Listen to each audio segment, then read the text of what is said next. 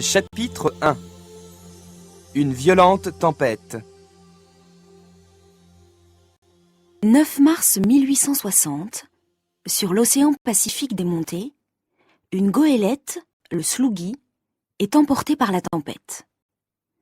Au gouvernail, il n'y a pas de capitaine, pas de marin, mais seulement 4 garçons de 14 à 12 ans.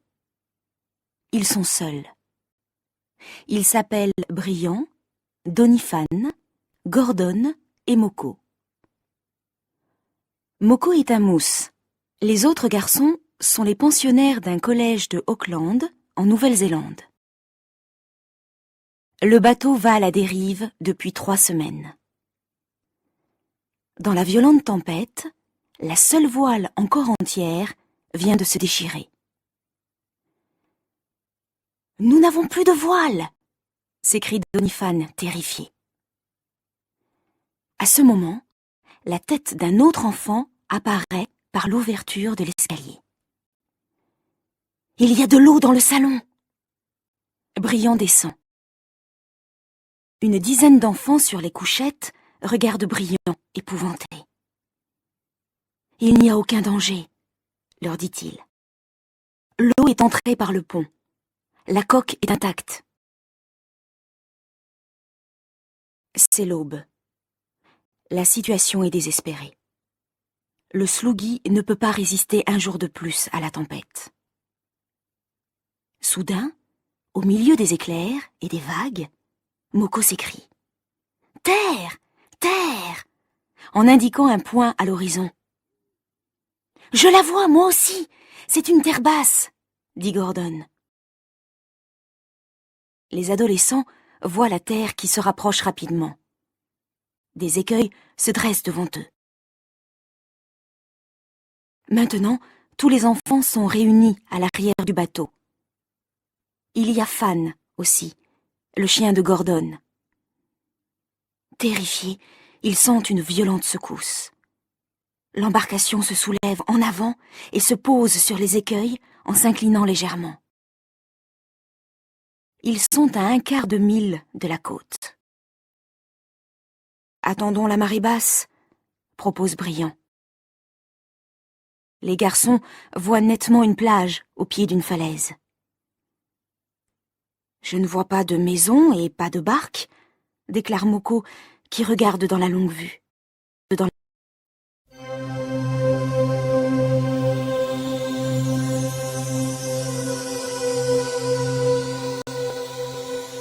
Chapitre 2. Le naufrage. Les adolescents commencent à rassembler sur le pont les objets de première nécessité. Conserves, biscuits, viande salée.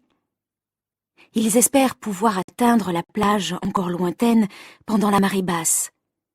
Mais ils observent, inquiets, les vagues encore violentes autour du bateau.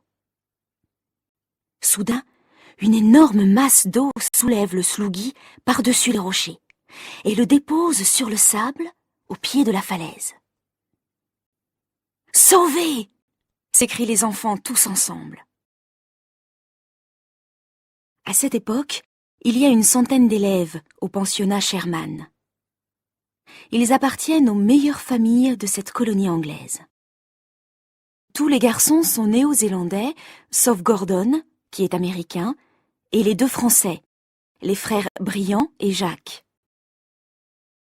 Pour conclure l'année scolaire et comme récompense, certains parents ont organisé une croisière pour leurs enfants. La veille du départ, alors que les enfants déjà installés à bord dorment et que l'équipage, à l'exception de Moko, est allé boire un dernier verre dans un cabaret du bord, le yacht rompt ses amarres et prend le large. Après plusieurs jours de recherches inutiles, les parents perdent l'espoir de revoir leurs enfants vivants. « Nous avons des provisions, des munitions et des vêtements », s'écrie Gordon. « Il faut nous organiser. Mais où sommes-nous ? Ça, c'est une autre histoire. » Le bateau est couché sur le flanc, à tribord, près de l'embouchure d'une petite rivière. Briand et Gordon s'aventurent sous les arbres. Il marche pendant 10 minutes et arrive au pied de la falaise.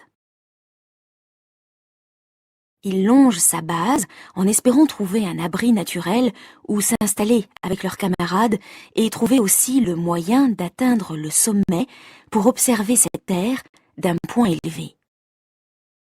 Déçus, ils reviennent vers le Slougui et décident, en attendant de trouver mieux, de rester dans le bateau qui peut encore servir de refuge. Moko prépare un repas. Après tant de jours d'angoisse et de terreur, les garçons sont affamés.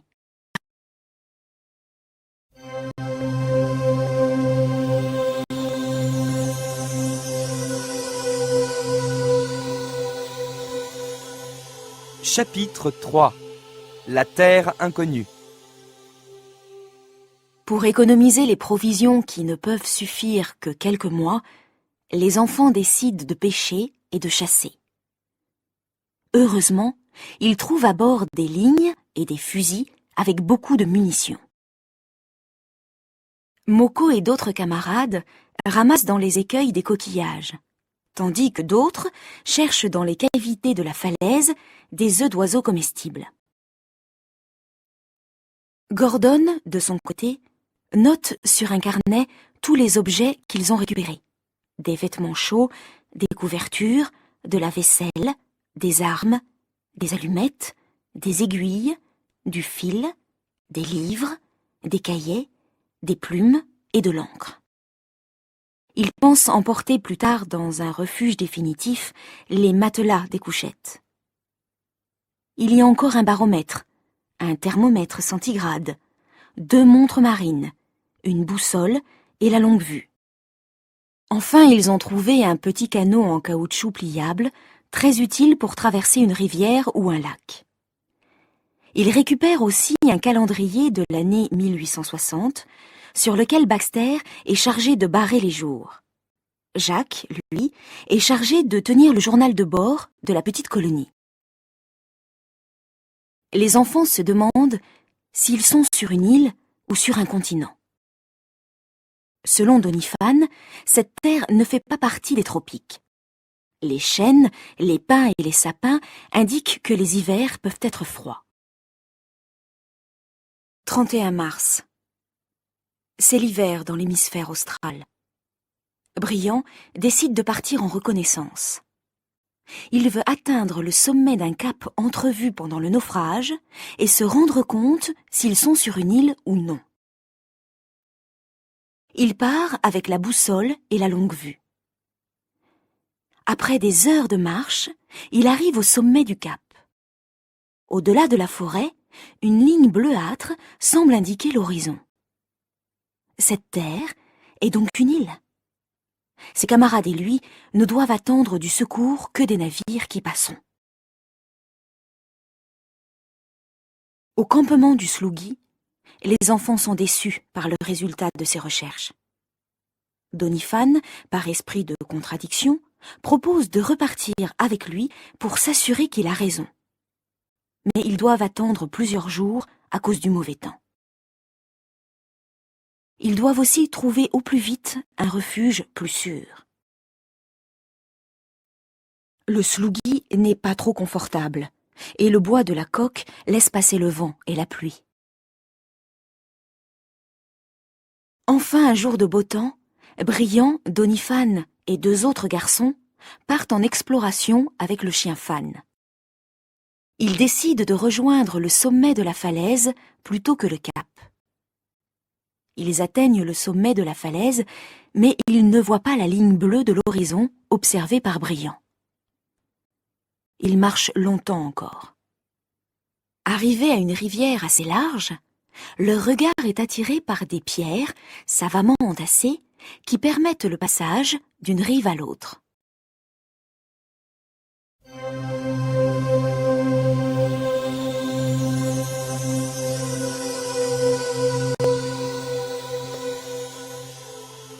Chapitre 4. La grotte du Français. Ces pierres ne sont pas venues toutes seules, dit Wilcox. Les garçons traversent la rivière et continuent à travers la forêt. Soudain, après des heures de marche, ils découvrent, entre les arbres, une plage de sable. Brillant a raison. Nous sommes sur une île, dit Webb, découragé. Le chien Fan, parti comme une flèche vers la plage, entre dans l'eau et se met à boire. « De l'eau douce! C'est de l'eau douce !»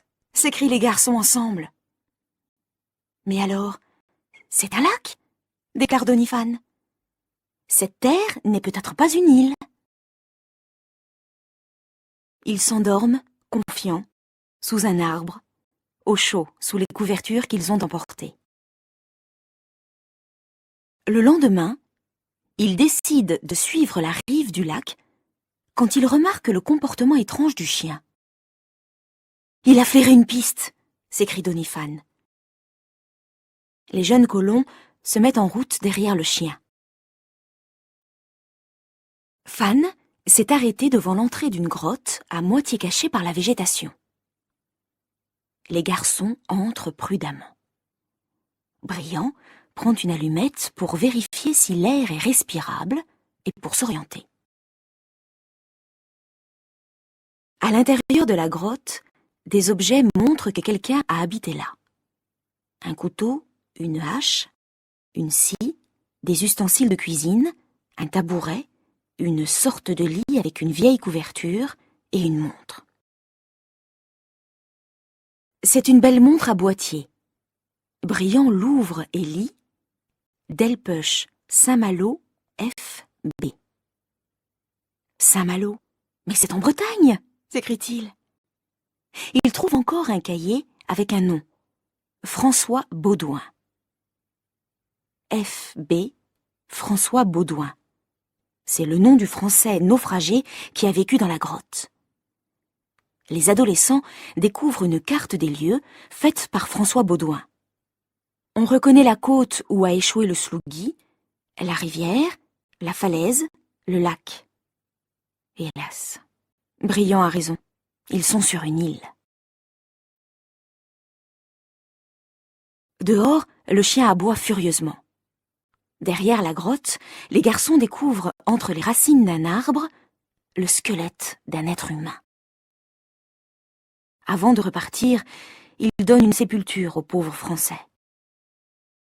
Ils sont d'accord pour s'installer au plus vite dans la grotte qui se trouve dans une zone beaucoup plus protégée.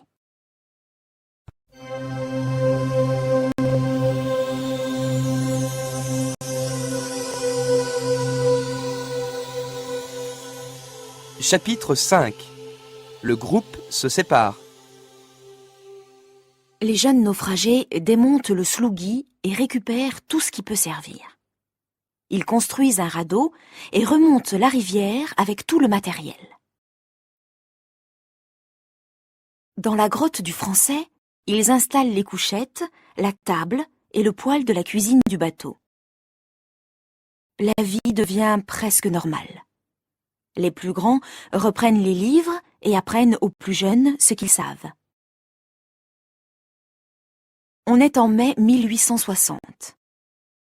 C'est l'hiver dans l'hémisphère austral, et le thermomètre indique 2 degrés au-dessous de zéro. Wilcox, pour économiser les réserves du Slougui, installe des pièges autour de la grotte et prend des lapins. Un jour de soleil, il décide d'explorer l'autre rive du lac. Cette expédition est couronnée par la capture au lasso d'une vigogne ou chèvre sauvage et de son petit, qui va pouvoir les approvisionner en lait. Les jours s'écoulent lentement. C'est bientôt Noël, et les jeunes colons font un effort pour ne pas être tristes.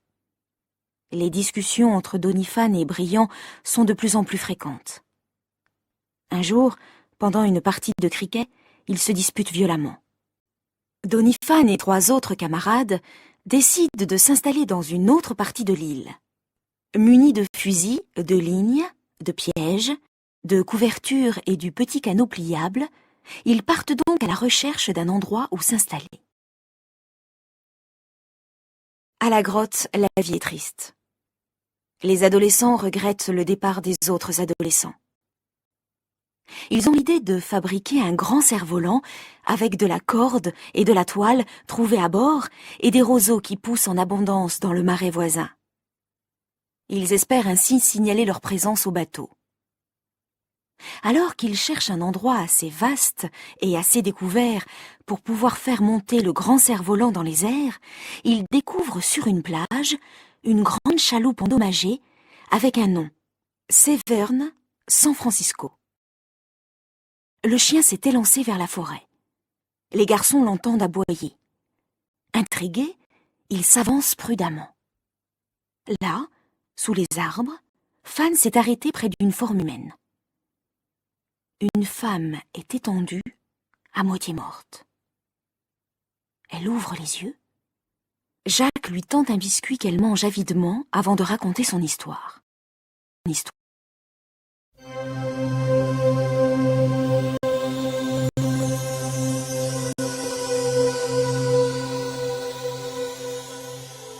Chapitre 6.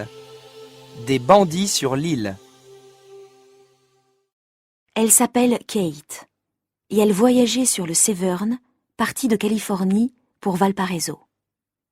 Des bandits, commandés par un nommé Walston, ont massacré les passagers et l'équipage. Seul un officier, Evans, et elle ont réussi à se sauver, mais le navire a coulé pendant une violente tempête. Kate a vu les bandits s'éloigner sur une chaloupe. Gordon et Briand pensent à Doniphan et aux autres. « Il faut prévenir Doniphan du danger », déclare Briand. Ils abandonnent le projet du cerf-volant car ils ne veulent pas signaler leur présence aux dangereux bandits débarqués sur l'île. Briand et Moko partent à la recherche de leurs camarades. Armés d'un fusil et d'un couteau, ils longent sur le radeau les rives du lac. Ils abordent près d'un feu à moitié éteint.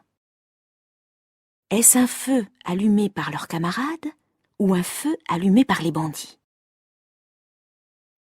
Moko reste sur le radeau, tandis que Briand avance prudemment sous les arbres. Une ombre se déplace dans les hautes herbes et bondit. « À moi! À moi !» C'est la voix de Doniphan attaqué par un jaguar. Briand, d'un coup de couteau, tue l'animal, mais est blessé à l'épaule. Briand, Moko, Doniphan et les autres rentrent au plus vite à la grotte. Doniphan est plein de reconnaissance pour le Français qui a pris tant de risques pour eux. Les jeunes colons sont inquiets. En effet, selon Kate, les bandits ont besoin d'outils pour réparer leur chaloupe. Les garçons ne s'éloignent plus de la grotte et ne chassent plus avec les fusils. La blessure de Briand guérit peu à peu. Octobre vient de finir. Walston et sa bande ont-ils réparé leur bateau? Sont-ils partis? Qu'attendent-ils? Les plus grands sont allés observer l'île du sommet de la falaise. Ils n'ont pas vu de feu de camp, mais la falaise n'est pas très élevée et le regard ne va pas loin, même avec la longue vue. Le vieux projet du cerf-volant est donc repris. Les garçons le consolident, l'agrandissent et l'équipent d'une nacelle où un garçon peut s'installer. Briand pense que le passager pourra s'élever assez haut dans les airs et découvrir ainsi le campement des bandits.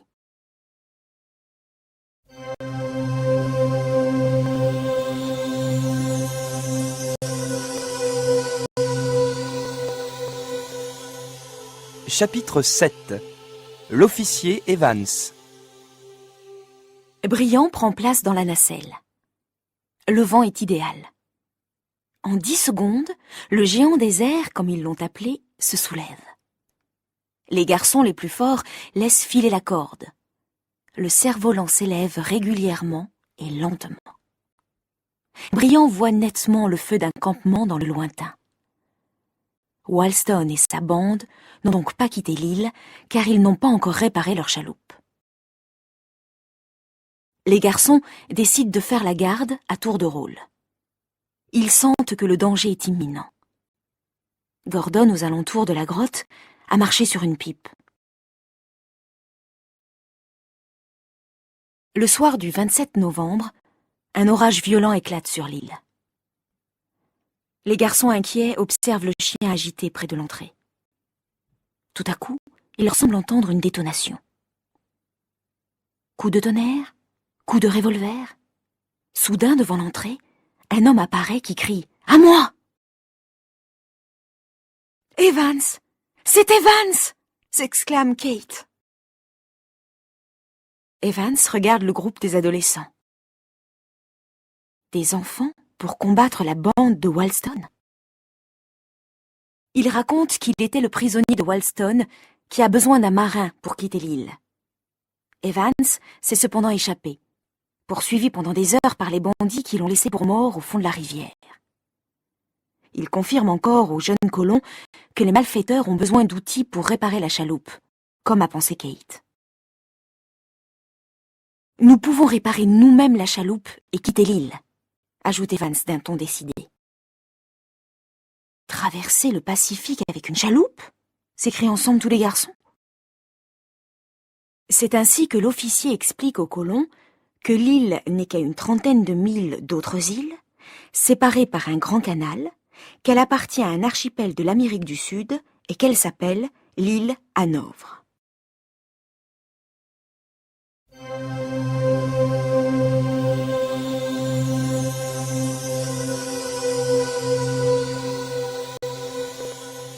Chapitre 8. L'aventure est finie. Quelques jours passent. Selon Evans, Walston et ses hommes vont chercher à s'emparer des outils par la ruse. En effet, ils ne savent pas que les enfants connaissent leurs véritables intentions et leur identité. Kate et Evans décident de rester cachés. Un soir, les deux adolescents de garde annoncent que deux hommes s'approchent le long du lac.